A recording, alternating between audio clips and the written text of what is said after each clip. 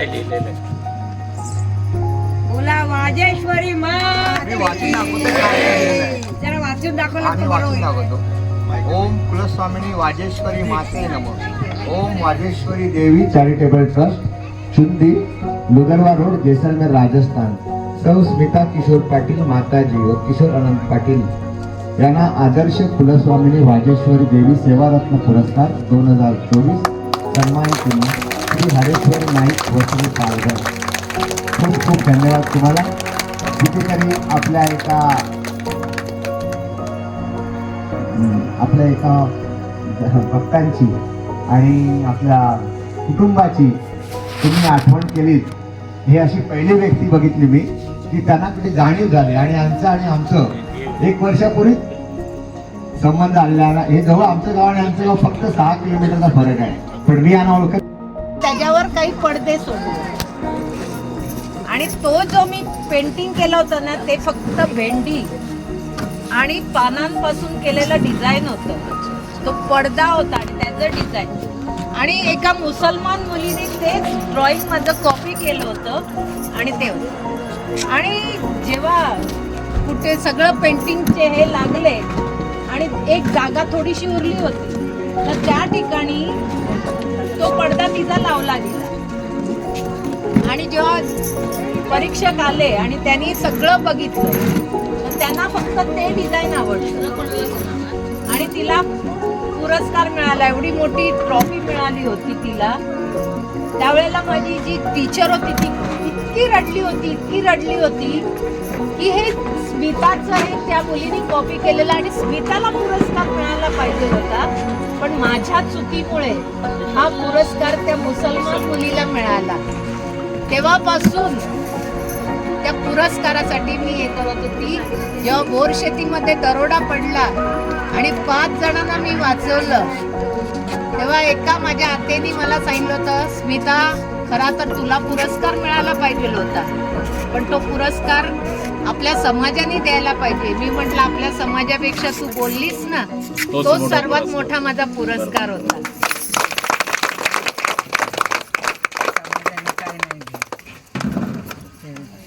त्याच्यानंतर जेव्हा मी जेलमध्ये गेली पाणी आंदोलनात तेव्हा या मॅडम होत्या माझ्या बरोबर, विचारे मॅडम, मनीषा विचारे.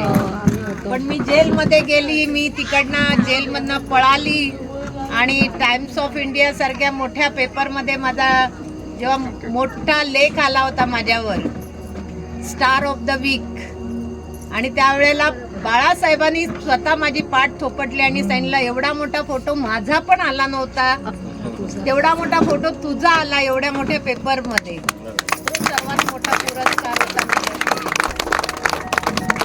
पण असा पुरस्कार कधीच मिळाला नव्हता जो मी स्मरणात ठेवू शकेल. आणि हा पुरस्कार हरेश्वर नाईकांनी केला आणि त्यांनी जी मला साथ दिली त्यांच्यापासून त्यांनी जी प्रचाराला सुरुवात केला आणि प्रचार त्यांनी जो केला आणि आज हा प्रचार समोर येतोय.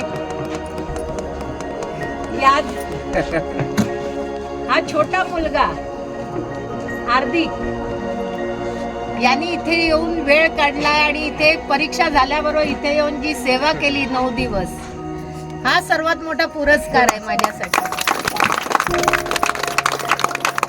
आई वडील करतील पण जी मुलं आजची तरुण पिढी करतात आहेत, म्हणजे जी माझ्या मुलांनी जी केली नाही, आज माझ्या मुलांना मी लहान असताना सोडून इथे आली.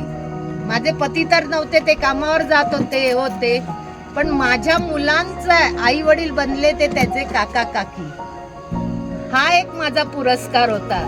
माझ्या सासूनी माझ्या मुलांचं पालन पोषण केलं. आज आई वडील घरात असताना मुलं शिकू शकत नाही, पण आम्ही दोघंही घरात नसताना माझी दोन्ही मुलं इंजिनियर झाली. तेव्हा मातेने मला सांगितलेलं तू तिथे मंदिर बांधायला जा, तेव्हा मी म्हटलं माझ्या मुलांना सांभाळायचं काम तुझं, माझ्या घरात काय बनायचे, कामवाली बनायचे, काय करायचं ते काम तुझं. म्हणजे मी हक्क चालवत होती तिच्याकडे. कालपर्यंत इथे काही नव्हतं, हे असं भरलेलं होतं माती, दगड आणि नवरात्रीच्या आधीपर्यंत. कशी नवरात्री होणार, कसं होणार, म्हणजे काही डोक्यामध्ये येत नव्हतं. काय करू? सरळ मिलिटरीच्या सीओना फोन लावला आणि सांगितलं जवानांना पाठवून द्या. त्यांनी 3 दिवस सतत 6-7 जवान पाठवले आणि एवढी सफाई करून टाकली. आज तुम्ही इकडे आनंद घेतात आहे, पण 1 आठवड्यापूर्वी आला असता तर म्हणाले असते या गटारात काय नवरात्री करणार. पण आज इथे बघा नंदनवन खुललंय. प्रत्येक जण सांगतो नंदनवन आहे. मग ही जी मला मिळालेली आज सगळ्यांचं प्रेम आहे, जे मिलिटरी पासून हे सर्व इथे जेसलमेरचे लोक, हे माझे कोणी नातेवाईक नव्हते किंवा कोणी माझे हे नव्हते, पण आज हे प्रेम मिळतं हे या मातेमुळेच मला मिळतं. या सगळ्यांच्या भेटी झाल्या आहेत. एवढे सगळे लोक माझ्या पाठीशी उभे आहेत. एकाने तर मला आतंकवादी म्हणून घोषित केलं होतं. मला काळ्या पाण्याची सजा होती, पण त्याच वेळेला इकडचे एक्स MLA मोठे वकील होते किशन सिंग भाटी, यांना देवीने कोर्टात जाऊन कानात सांगितलं, अदृश्य शक्तीने त्यांना सांगितलं की लवकर जा माताजीकडे, नाहीतर तिला अटक होईल. ते धावत आले कोर्टात आणि मला जस्ट हातकडी लावणार त्याच वेळेला त्या वकिलांनी अडवलं आणि सांगितलं हातकडी लावू नका, तिला आधी कशा आरोप आहे तिचा ते सांगा आणि आरोप सिद्ध करा, त्याच्यानंतर हातकडी लावायची. आणि ते त्यावेळेला पाठवणारी कोण होती तर हीच अदृश्य शक्ती होती जी माझ्या पाठी उभी होती. नाहीतर आज मी जेलमध्ये असती, मी हे मंदिर बांधू शकली नव्हती. पण तिची इच्छा, तिची प्रेरणा आणि तिचाच माझ्या मागे मोठे पाठिंबा होता, तो माझा नवरा आणि माझी सासू. त्या दोघांशिवाय हे सगळं शक्य नसतं. म्हणून मातेने सर्वांचा सत्कार करायला लावला. मी तर माझ्या मुलांना नुसता जन्म दिला. आज सगळ्यांच्या डोळ्यात आनंद अश्रू दिसतात. आनंदाचे अश्रू. खरंय की नाही?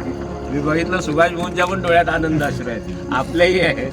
निश्चितच आपलं सर्वांचं भलं होईल, रक्षण करणारी ती आहे. सगळ्यांनी बस विश्वास ठेवा, श्रद्धा ठेवा. एवढं हे असून असं मला म्हटलं जातं सगळीकडे की- फिरवलं, सगळीकडे मला कुठे कमी नाही, सगळीकडे दोन्ही ह्या बाजूला सगळे. आता शेवटी मला जगन्नाथपुरीला पण नेलं.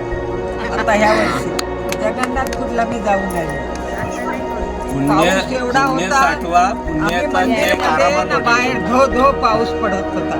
एवढा पाऊस, बापरे कसं जायचं एवढ्याल्या पाण्यातून आम्ही.